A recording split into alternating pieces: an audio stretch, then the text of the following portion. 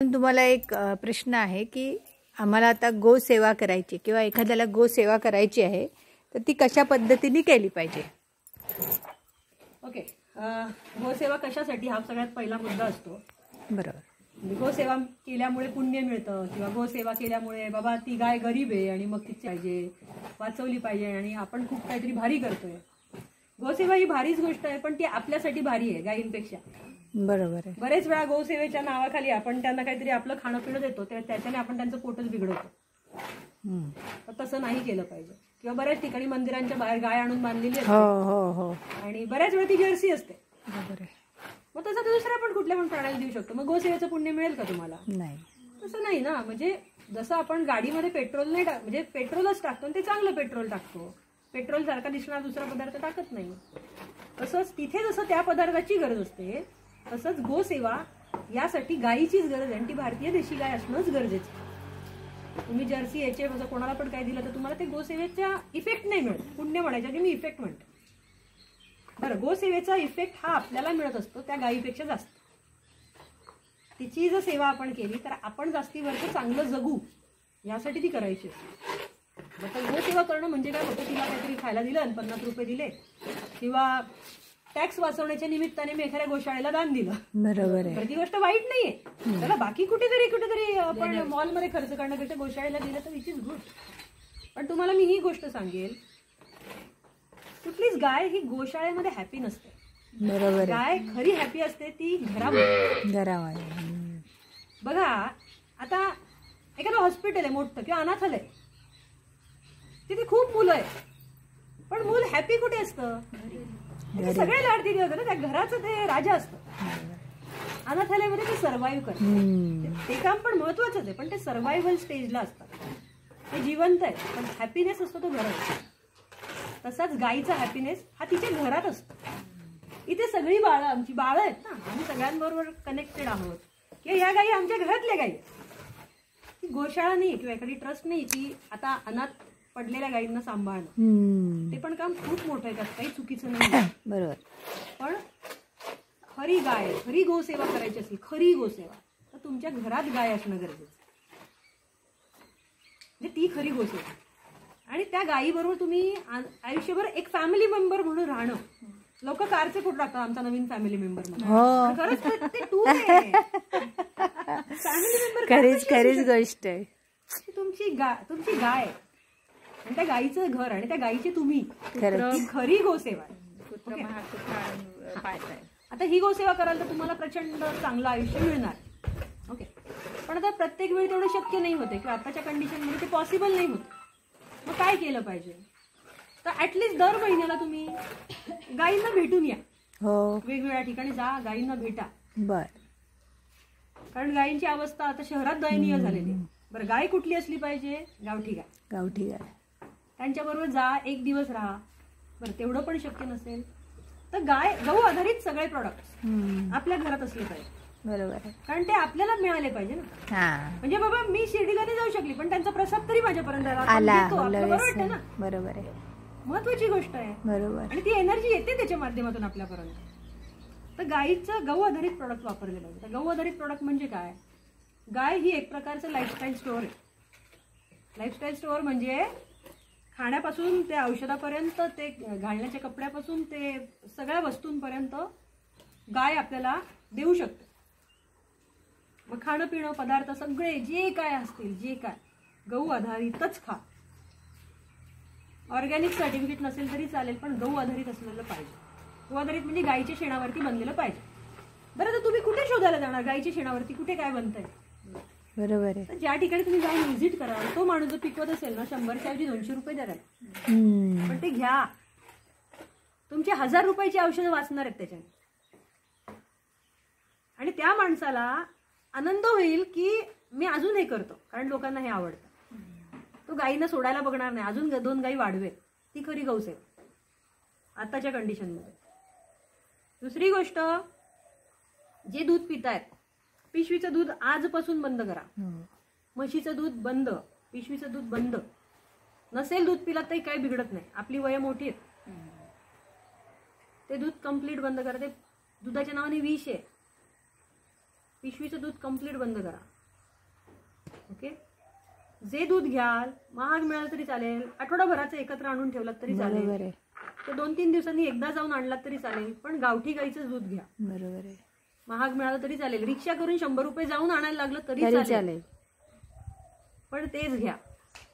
किंवा एखाद्याकडे जर गाय असेल तर त्याला चारा द्या. त्याला सांगा मी तुला वर्षभराचे चाऱ्याचे पैसे देते, जे काही दूध येईल त्यातलं थोडं मला दे, बाकीचं तुला राहू दे. तर तो आणि 4 गाई सांभाळेल. फक्त गावठी गाय, जर्सी गाय नाही. ही पण गौसेवा आहे.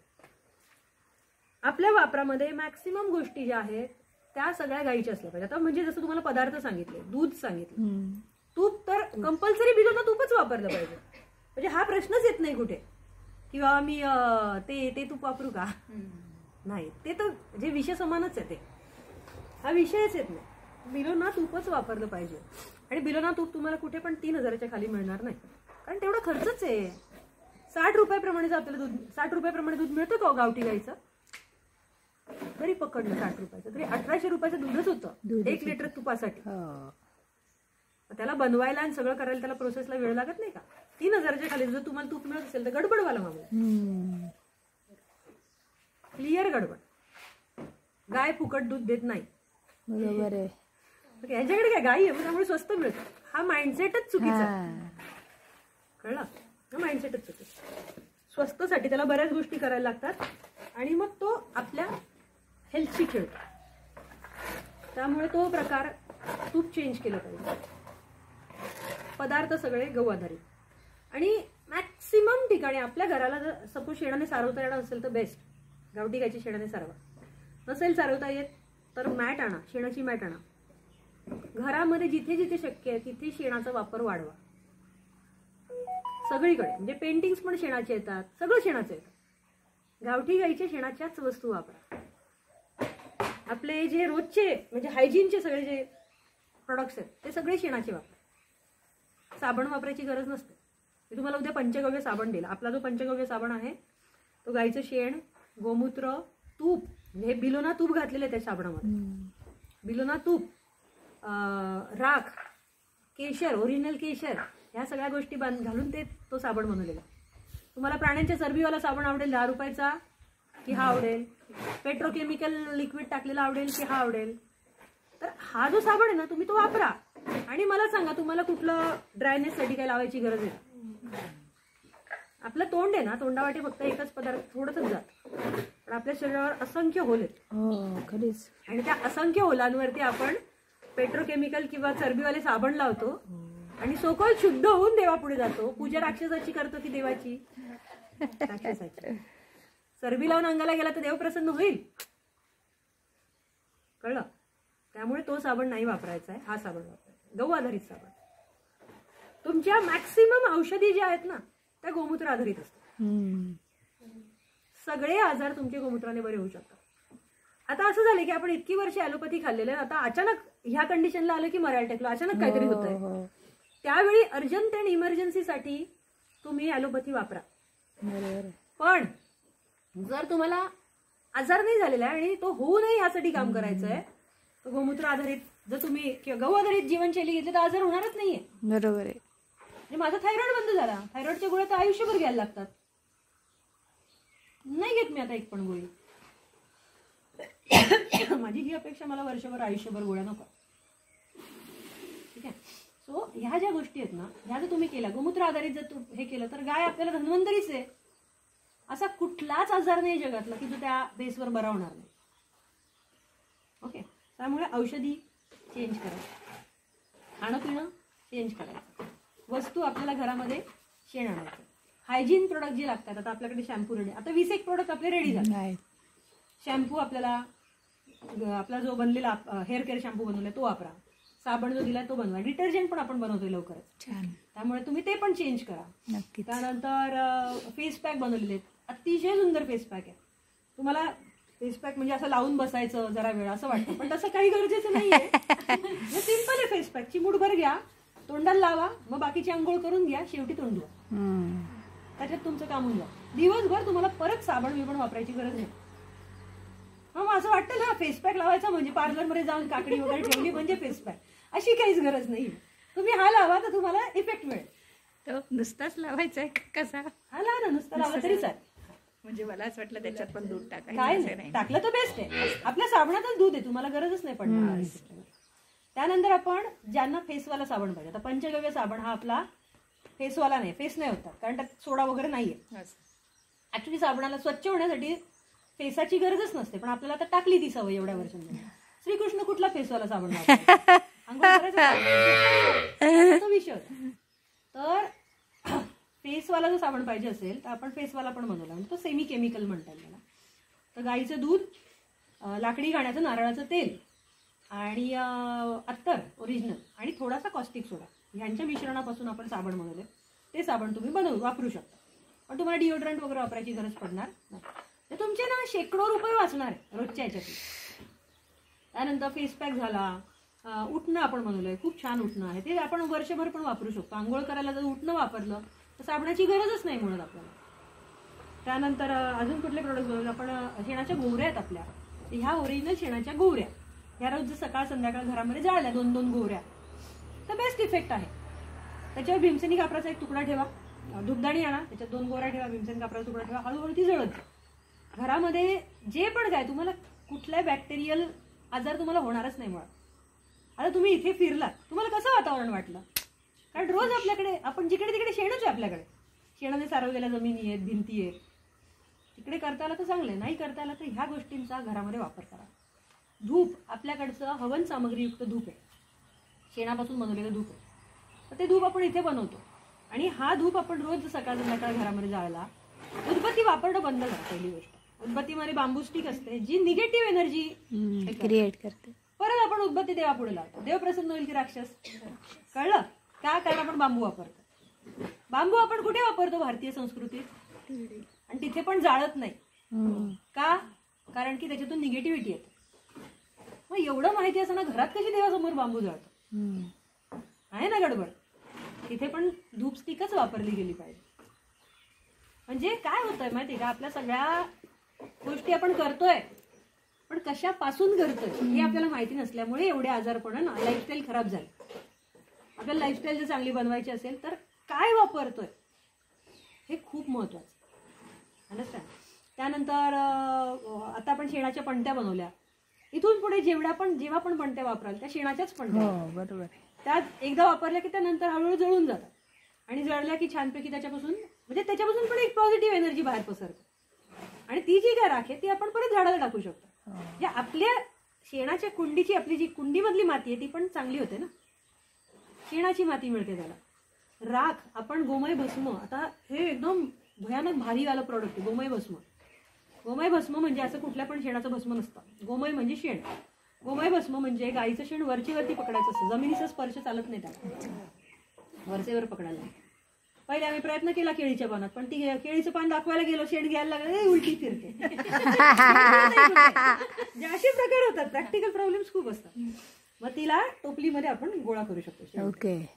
ते वरचेवर घ्यायचं, मग ते गोमय ते केळीच्या पानावर टाकून सुकवायचं आणि मग त्याचं भस्म बनवायचं एका विशिष्ट पद्धतीने. बरं, त्या भस्मामध्ये पण तूपच असतं, बाकी असं कशाने कागदाने प्लास्टिकने जाळायचं नाही. ते गोमय भस्म बनलं की बघा, कुठली पण गोष्ट जेव्हा डिग्रेड होते म्हणजे जळते तेव्हा ती डिग्रेड होते. माणूस एवढा मोठा असतो, जळतो तेव्हा एवढूसा होतो. पण गाईचं इतकं भारी आहे ना, गाईचं शेण जेव्हा जळतं तेव्हा ते अपग्रेड होतं. आता मला बाय पर्सेंटेज एवढी मी प्रॉपर नाही, नंबरिंग मध्ये मी गडबड करते काय, पण आपल्याला जगायला साधारणतः एक 20-25% लेवल ऑक्सिजनची लागते कायम. ओके, म्हणजे असली पाहिजे वातावरणामध्ये.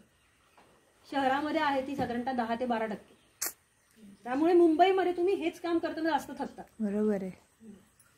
इथे आपल्याला थकवा येत नाही, इथे जास्ती करावंसं वाटतं ना काहीतरी काम आपण अजून करू, ज्याला मी हे करते ते करते, का मूड येतो. तिकडे येत नाही कारण तिकडे ऑक्सिजनची मात्राच कमी आहे.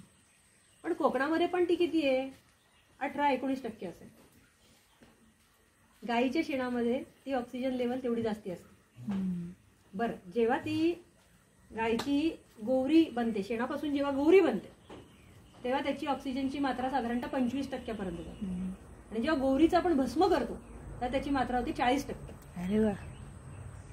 जर तुम्ही फटीक फील करत असाल, जर तुमच्यात एनर्जी कमी असेल, तर तुम्ही फक्त अर्धा चमचा गोमय भस्म पाण्यामध्ये मिक्स करून पिलं तर 15 मिनिटात तुमची ऑक्सिजन लेवल वाढते. आणि आता जे आपण शहरात ऐकतो अल्कलाईन वॉटर पितात, हजारो रुपये लिटर असतं, 2,500 रुपये लिटर ते पाणी पिलं जातं. आता हे जे अल्कलाईन वॉटर आहे, हे अल्कलाईन वॉटर आपण गोमय भस्मापासून बनवू शकतो. रोज रात्री तुमचा जो पाणी पिण्याचा माठ आहे, ते पाणी पिण्याच्या माठातलं जे पाणी असेल, ते पाणी तुम्ही गरम करायला ठेवलं, त्याच्यामध्ये 2 चमचे गोमय भस्म टाकलं, उकळलं, उकळून थंड केलं आणि माठात टाकून ते पाणी दिवसभर पिलं. That is alkaline water. High oxygen water. तुमचे मॅक्सिमम आजार तर इथेच बरे होतील, तुम्हाला औषधं घ्यायची गरज नाहीये. एनर्जी लेवल, ऑक्सिजन लेवल वाढली, इमिडिएट तुम्ही हाय होणार.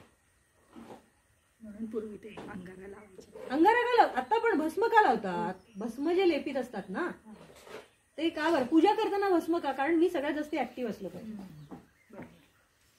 भस्म विलेपन जे केलं जातं त्याचा मूळ कारणच तो आहे की तुमची एनर्जी, ऑक्सिजन लेवल त्याच्याने वाढते. आपण पण लावलं पाहिजे, भस्म लावलं पाहिजे. पण आता बऱ्याच ठिकाणी भस्म म्हणून तो दगड मिळतो. भस्म कसलं लावलं पाहिजे हा पण महत्वाचा विषय ना, तर तुम्हाला तो इफेक्ट मिळणार. समजली गोष्ट? म्हणजे काय होतं बघा, आपल्याला ह्या गोष्टी माहिती नसतात म्हणून आपण हे करतो. आता गोमय भस्म पण आपण आपल्या प्रोडक्टमध्ये आणतो. हे प्रत्येक जणाने ते भस्म वापरावं. आता दिवसभराचं पाणी, दिवसभराचा सुगंध, दिवसभराचं स्पर्श, सगळीकडे जर गाय आपल्याला आली तर ती गोसेवा घडतीये. आणि दुसरी गोष्ट कसं आहे माहिती का, की गोसेवा म्हणजे तुम्ही एखाद्या गायीला पैसे दिले म्हणजे तुम्ही हात वर करतात. रादर दॅन मी असं सांगेन, गोसेवा म्हणजे तुम्ही त्या गायीचे प्रोडक्ट घ्या, स्वतः वापरा, त्याच्यातून तर तिला पैसे मिळणारच आहे. तुमचा फायदा आहे त्याच्यामध्ये. तिचा काय तुम्ही काय म्हणजे हे तिच्यावर उपकार नाही करत आहे. आपल्याला सगळं काही मिळतंय, आपण आपलं आयुष्य चांगलं करतोय आणि तिचे प्रोडक्ट जेव्हा आपण वापरतो तेव्हा त्याच्यातून ऑटोमॅटिकली त्यांना म्हणजे गोशाळा चालवायला अजून जास्ती मजा येते, काम करायला मजा येते. गायी प्रॉफिटमध्ये आल्या तर जास्ती गायी राहतील. आपण गायी सांभाळू शकत नाही, जो सांभाळतोय त्याला आपण मदत करणं गरजेचं आहे. मदत नका करू, पण स्वतःची तरी मदत केली पाहिजे. त्याचे प्रोडक्ट वापरून जर आपण काहीतरी चांगलं केलं तर त्याला अजून काम करायची इच्छा होईल. आणि मॅक्सिमम खूप गोसेवक आहेत, काम करतायत ते, पण त्याला आपल्या सगळ्यांची पण गरज आहे. बरोबर. आणि हे खूप प्रसार प्रचार होणं गरजेचं आहे. तर तुम्ही जे ऍज अ टीम म्हणून काम करता, तुम्ही पण गोसेवकच आहात. आम्ही ऍक्च्युली गाय सांभाळतो, आम्ही पण गोसेवक आहोत. आणि जी लोक आपल्या माध्यमातून गायीचे प्रोडक्ट वापरणार ते सुद्धा गोसेवक. अंडरस्टँड? सो ही गोसेवा खूप वाढली पाहिजे. आणि मला वाटतं की एखादा मोठा शॉपिंग मॉल का नाही होते गो आधारात, जिथे फक्त गायीचेच प्रोडक्ट मिळतात, तो खऱ्या अर्थाने आपल्या शहराला बदलू शकतो ना. ह्या गोष्टीला आपल्याला त्या लेवलला न्यायचं. आणि ही गोसेवा आजच्या काळामध्ये खरी गरजेची गोसेवा. अंडरस्टँड? आणि याच्यामधून भरपूर सुख, शांती, समृद्धीच आहे. तर आपण ह्या सुख, शांती, समृद्धीची अपेक्षा करूया तिच्याकडून. ही झोपा काढतो आणि आपल्या कामाला लागू. ओके? आमचा जो